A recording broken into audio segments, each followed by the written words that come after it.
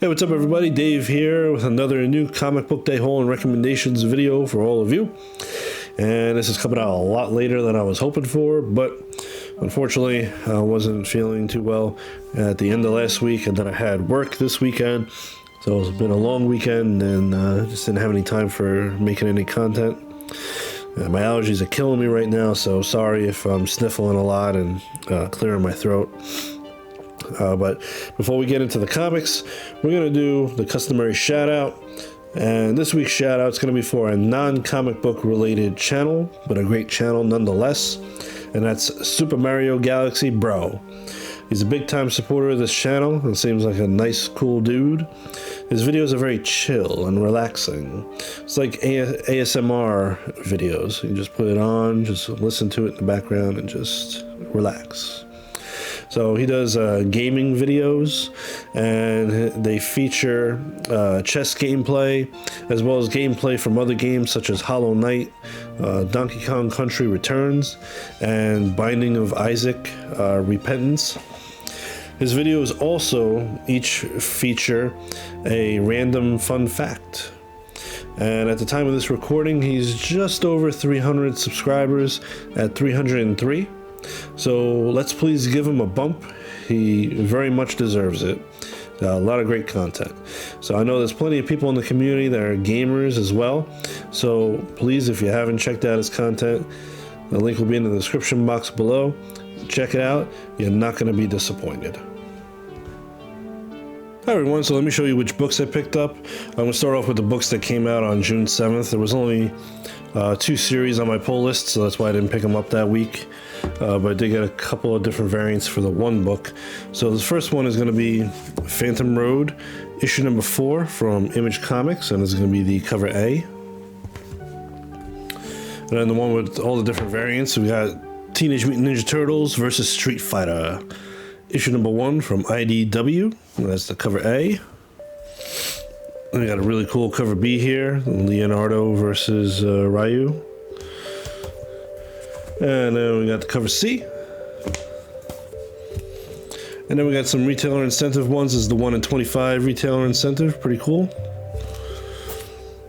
And then this one's really cool here, the 1 in 50 retailer incentive, Raphael versus Guile.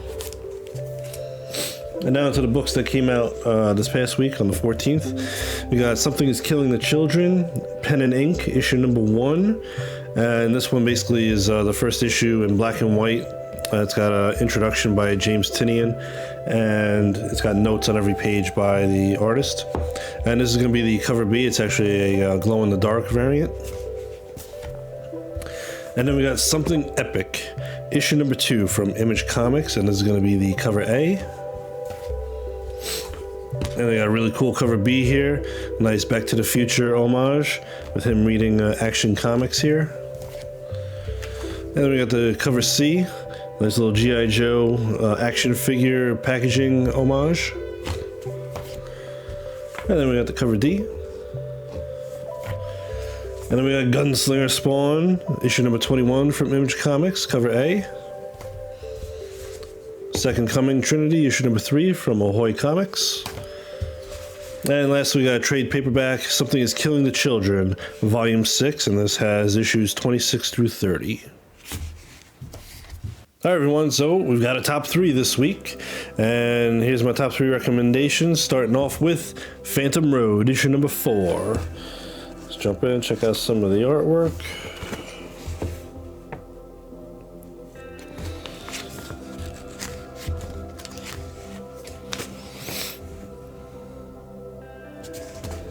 Alright, Soundwave, if you would please. Thank you. Alright, so spoilers ahead for these issues. I'm going to try and keep it light, okay? But if you haven't read this series yet, basically what's happening in this is you got Dom, who's a truck driver. He was trying to deliver a haul, and while he was doing that, he's driving down the road and comes across an overturned car with a dead guy outside of it, and a woman, her name's Birdie. She was a survivor of it, and there's a strange alien artifact in the road, and they end up coming across these beings that sort of looked like human from afar, but when they got up close, they realized that they're like basically like walking corpses, like zombies or something like that. And there's some sort of connection between this, basically the artifact, and them jumping into this place. They call it the Gray Place. That's what Birdie calls it. Where it's basically just them and then just these creatures and such. And there's a connection between all of that and this certain kind of rest stop. So in this issue, Birdie and Dom are on the road, and they were told in one of the previous issues that they have to deliver this strange alien artifact to one of the specific rest stops so that they can be rid of what's happening to them. So they're on the road, and while Dom takes a rest, Birdie, she's desperate not to go back to that Gray Place, decides to take matters into her own hands and try something else to rid them of this curse and this duty. However, it ends up backfiring. Meanwhile, we got the FBI agent Weaver, who came in the last issue. She was kidnapped at the end of the previous issue, and she's being interrogated by a masked man in a suit and a tie. And she has some flashbacks, and the flashbacks make it seem like as if she has some sort of past with regards to this Gray Place and these creatures. Like she's been there before, it would seem. She manages to free herself after the masked man, oddly, he leaves her a knife to free herself, because he's not getting the answers that he wants, or maybe he is getting the answers that he wants from her, but is kind of playing it off like he's not. She finds a file about a project called Project Jackknife. It doesn't go into detail about what that is, but I'm assuming we'll find out later on about what that is, having to do, I would assume, with this Gray Place. So, Jeff Lemire is the writer, and he's at it again with this series. It's just been very good. The writing's it's great. It just really is. It wasn't filler. We made some progress in this one, learned a little bit more about the overall story and the characters. And there's definitely some strange artwork in this series. It's okay, but the writing is the best part, and this is shaping up to be another Jeff Lemire classic. So I'm looking forward to the next issue on this one. Alright, so next one is going to be TMNT versus Street Fighter, issue number 1. Let's check out some of the artwork here. Nice artwork here, the brutal battle between Raphael and Guile.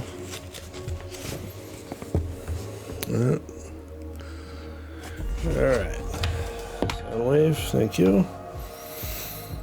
Alright, so this was fun. This is nice, I guess you could say, a guilty pleasure, little guilty pleasure fun here, It's got very good writing, and I definitely enjoyed the artwork in this issue.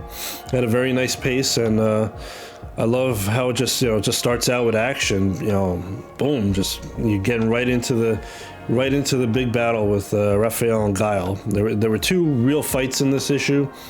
Raphael and Guile is the first one, and then you have Mikey and Chun-Li. And the Raphael Guile one was just freaking amazing, really cool. And we learn here that the Turtles and the Street Fighter characters are in Atlantic City, fighting in a tournament to hone their skills against the world's best.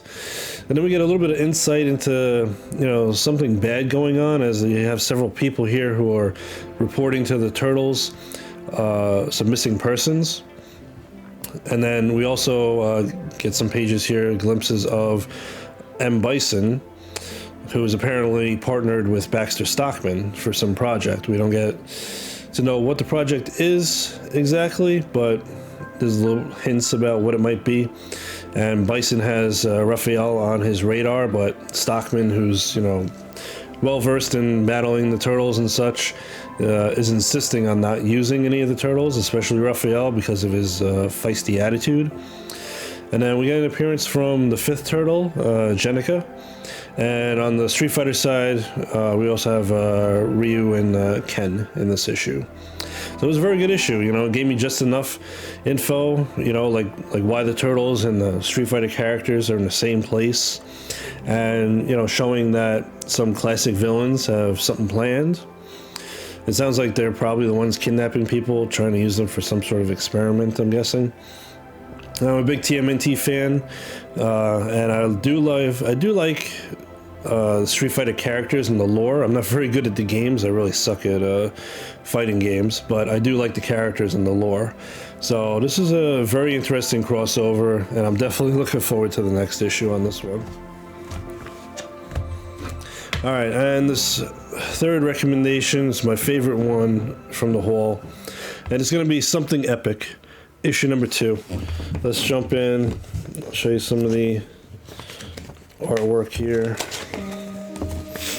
Some really cool stuff here.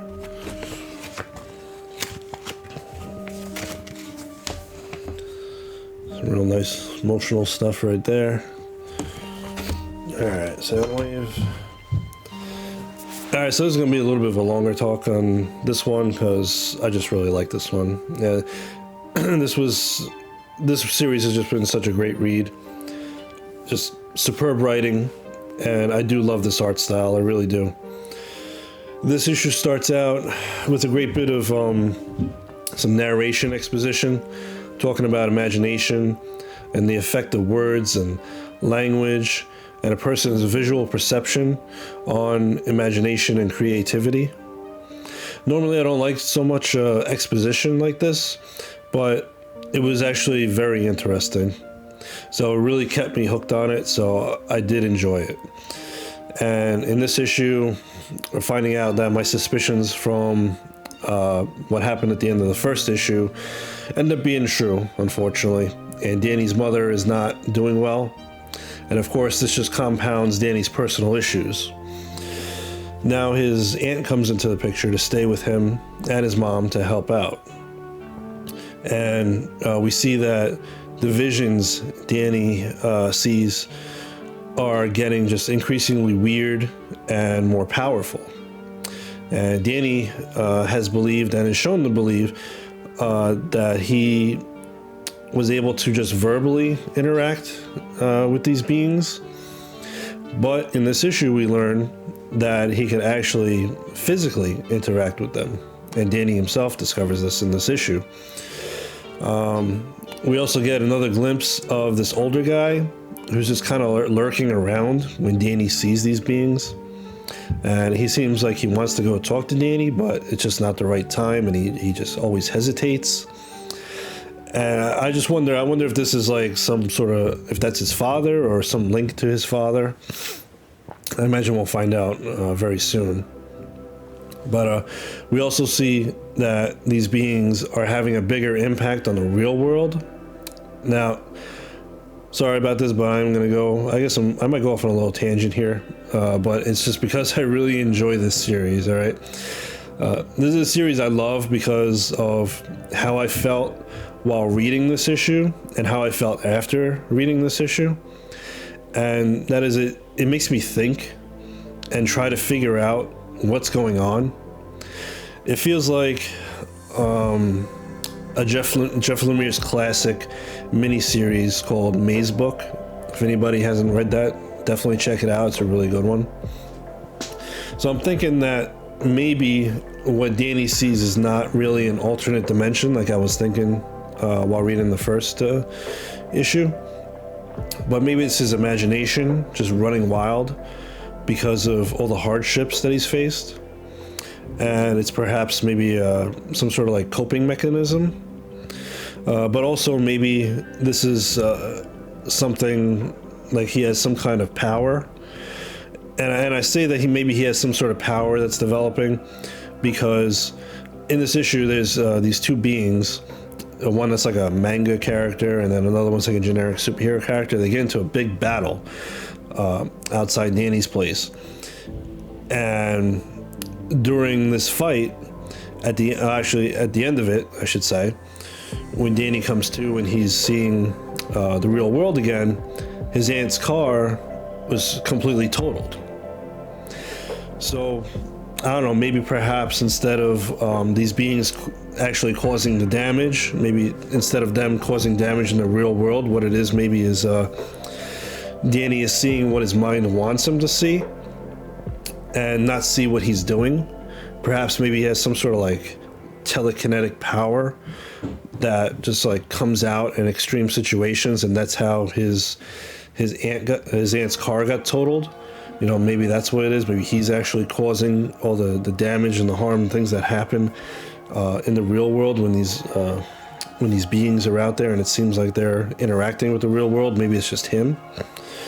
But you know, again, this is why I love this series so much, and right now it's probably, I'm gonna say probably my favorite series right now for this year that's come out, because it just gets me thinking, you know, gets me thinking and wondering, and it sparks my imagination, you know, and this is something that I just really love about comics. This is it. This is, you know, wonderful. It's a wonderful read. I definitely highly recommend it. If anybody hasn't checked it out, definitely please check out this series. Definitely looking forward to the next issue, and just continuing to think about what's going to happen next and where this series is going to go.